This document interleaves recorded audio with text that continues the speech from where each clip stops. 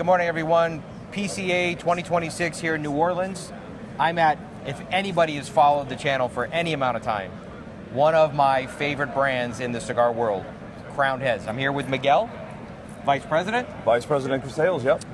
And we're going to talk about a whole bunch of stuff, but don't get jealous, guys. I'm smoking the Moonflower, so this is not even out yet. So, Miguel, tell us about the brand, tell us about the family. Yeah. Tell us about what you guys got going on, the lineup, everything. Yeah, so Crowned Heads, is a brand that was founded by Mike Condor, John Huber, and Tim Osgener in 2011. But what we came from was CAO Cigars. The Osgener family founded CAO Cigars in Nashville, Tennessee in 1968. The brand went from being a pipe company, a humidor company, into premium cigars during the boom.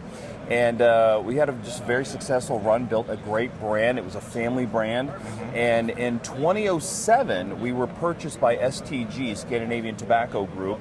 And at that time, they didn't own any premium cigars. Right. Their main product was Café Crème, which were little cigarillos that they would sell in Europe. And so they wanted to get into the American cigar market. So they wound up purchasing Crowned Heads. Nothing really changed over the years they owned us because they didn't have a sales force, so everything was pretty much kept the same. And then in 2010, they purchased Swedish Match. They would own General Cigar, CI, Meyer, and Dutch, and then they merged the companies together. So at that point, we handed the brand over, and in 2011, we established Crowned Heads back in Nashville, Tennessee. It was an incredible opportunity for us to really have a fresh beginning and a new feel, and that's where the brand was birthed from. And eventually, so many years later, Tim Osgener wanted to create some new brands, and Crowned Heads had already established their style with John. So Tim said, I'm going to launch a brand under my last name, my family name. I mean, his family has been in this industry since 1968. Yeah. And so, so Tim launches Oz Family Cigars. And through the relationships that all of us have had, we've got to work with Don Pepin, my father's cigars. We've got to work with Gus Cura at Naxa, Ernesto Perez Carrillo at Casa Carrillo, and we've also worked with Iradio Pichardo at Tacanitza. It's been a blessing, all of these decades of being in the business. It's a lot of fun, and Crowned Heads has become one of those staple brands in so many humidors around the country and around the world. This is the dream job. It really is the dream job. Yep. And as Crowned Heads, give me the first stick because I'm new to the brand. Yeah, Four Kicks. Four Kicks, Four okay. Kicks was the first brand that we launched. Only 66 accounts in the U.S. Now we obviously considerably much larger than that. Right. But when we established Crowned Heads, it was starting from scratch. Because we handed over everything over to STG. Yeah. So we literally started from the ground up. And Four Kicks was the first cigar. And Four Kicks is going to get rebranded this year. That's a brand that's a heritage brand for us. So it's going to have a new look to kind of follow all the new packaging. Yeah. And from there, we've rolled into Headley Grange and all these other brands and blends. Eventually, Las Calaveras in 2014, and that has become, it's one of the staple LEs in the business. Yeah. And that's where we are today. Today, we got Tennessee Waltz, Jericho Hill, La Imperiosa, Mil Diaz Habano, Mil Diaz Maduro, and now the Moonflower in the Crowned Head side. On the Oz side, we have the Bosphorus, the First South, the Eremos, but Caratoba and the new Maracana, which I'm smoking, you're smoking Moonflower, I'm smoking Maracana. It's just really creating a family of brands that retailers can really enjoy, get behind, and really connects with consumers. And at the end of the day, we're cigar geeks. Yeah. We're in the business, but at the end of the day, we are geeks for this and trying to stay true to the industry. And I have a saying I always tell everyone that if you're in cigar media, you're a manufacturer, you're making bands, you're a consumer. If you love this hobby, just give more than you take from the industry. So that way we can make sure that this hobby is around for generations to come. I agree. And that's the most important thing all of us can do. Add to the business, add to the culture.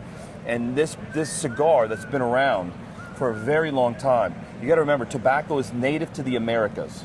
It's not from Africa, Asia, Europe. This is distinctly American. And when 1492, when Christopher Columbus sailed over, he saw the indigenous people in the Caribbean smoking up rolled leaves, right? And that was in 1492. Yeah. And they were smoking in community, right? What do we do today? We smoke in community. We do, yeah. Rolled up leaves. The Brotherhood of the Leaf. It has not changed in hundreds of years. Right. And I think it is our duty to make sure that we keep that going forward. Yep. So it's funny you should say that, no matter what you do. So we're in cigar media, right? We've got the podcast and all this other stuff. We do reviews. But what's very different, and I am a fanboy, right? Yeah. I've met celebrities, really not my thing. Yeah. Yeah. This is my jam, Yeah. right? Yeah. Because I'm so entrenched in the world. Yeah. My main gig is I'm a commercial real estate broker. All right. That's how I came up with the name Sticks and Stones, right? So one of the things that we do a little bit different is being an entrepreneur. I've been a military contractor. I've done all these different things. I walk into a cigar lounge, a cigar bar, or a cigar store, and I will break it down from the business side of things. Yeah. Like Yeah. we just did a lounge that a lot of acclaim, had a lot of buzz, was all over social media. I go there, I see a lot of people get up and leave. It was a little bit on the pricey side. Spoke to the owners. This is in a state where smoking lounges are not easy to build and to come by, right? Yeah. So they made these guys pay rent for 2 years without opening up. Wow. $1 million liquor license, Yep. $500,000 build out. Wow. Got to have an ROI. Yes. Right? Yep. So absolutely, we have to give back more to the community than we take from it. Yeah. And that's like one of the things that I want to do is explain to people, hey, don't throw shade at something just because off the rip. Yeah. You got to give it a little bit more thought. 1,000%. You know what I mean? I think all of us that are in this hobby are trying to figure out. We have legislation we have to deal with out there. Retailers have to deal with different rules and regulation with smoking. Yeah. It's not easy. No. And if you're launching a brand, we've seen it over the years. When Crown Heads was established in 2011 or CAO in 1968, when you see these brands that have been around for 25, 50, 100 years, that is a true testament of I think, how dedicated they are to the hobby and navigating these kind of tricky waters when it comes to all these issues that come up for us as an industry.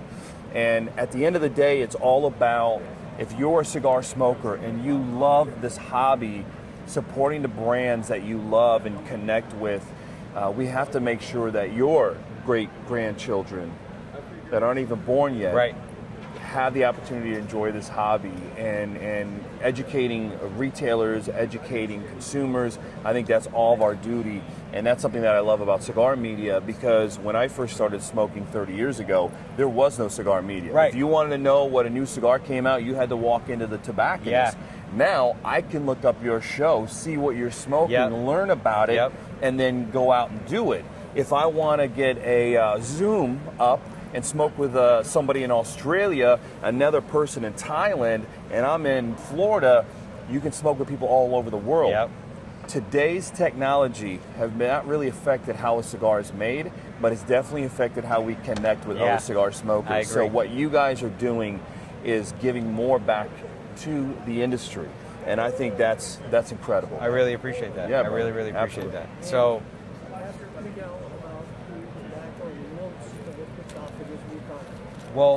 so on the Moonflower. Yeah.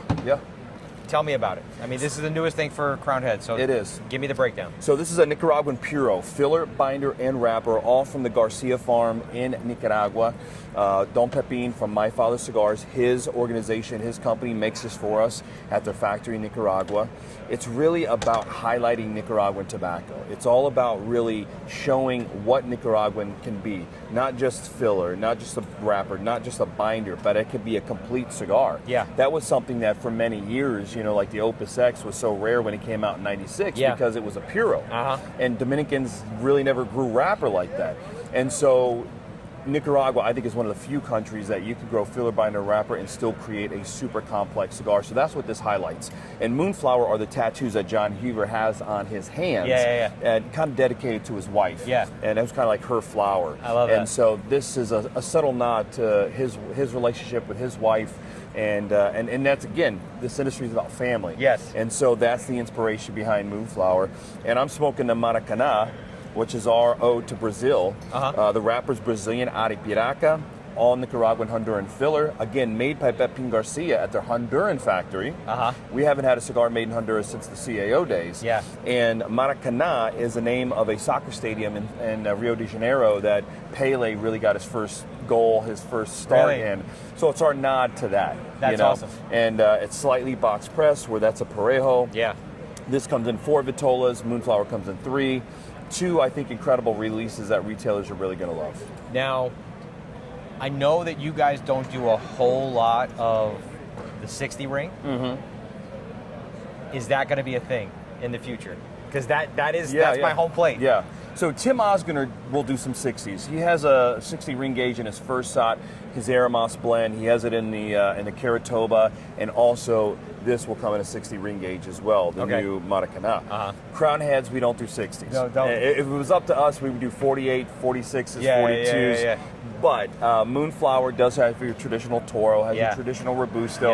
But we also made a 48 for the cigar geeks. Okay. So I don't see any 660s in the future for crown heads. We're not into big ring gauges, but that's something that I really love. Tim likes to smoke a 55. He'll enjoy a 60. So he makes the cigars in those sizes. John doesn't smoke 60s. So, he really makes cigar sizes that speak to him. And that's what I love. You have 2 different companies within the same company, and they stay very much true to themselves, right? You're never going to get an 880. Right. You'll never get a cigar as thin as a pencil. Right. But we like to play within what they like. And truly, if you are allowing the tobacco to speak, the tobacco is going to tell you, by you making it in different vitolas as you're blending it, what that cigar is going to be the best experience as far as vitola. Now, I got to say, in all the stuff that I've smoked with you guys, draw's been great on everything.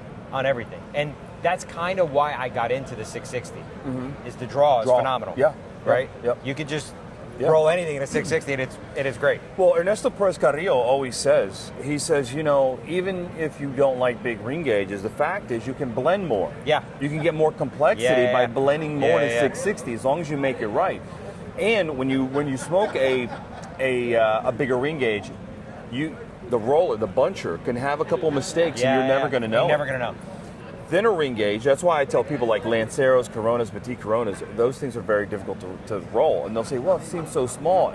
I say, no. It's about, if you twist the tobacco just subtly wrong, you're never going to get a draw. Screw that whole thing up. And the truth is, someone could give you the greatest cigar on earth ever made. And if the drawl is bad, it completely ruins the experience. Drawl and construction is number 1. You know what I call it?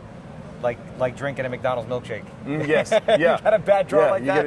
It just ruins the whole experience. Yep. Miguel, I really appreciate the time. Like I said, I'm a fanboy. Thank you for your support, and thank you to all your viewers out there, man. Absolutely. What you guys are doing, bringing news to the people, it really means a lot. We're blessed to be doing this right now, brother. Thank you.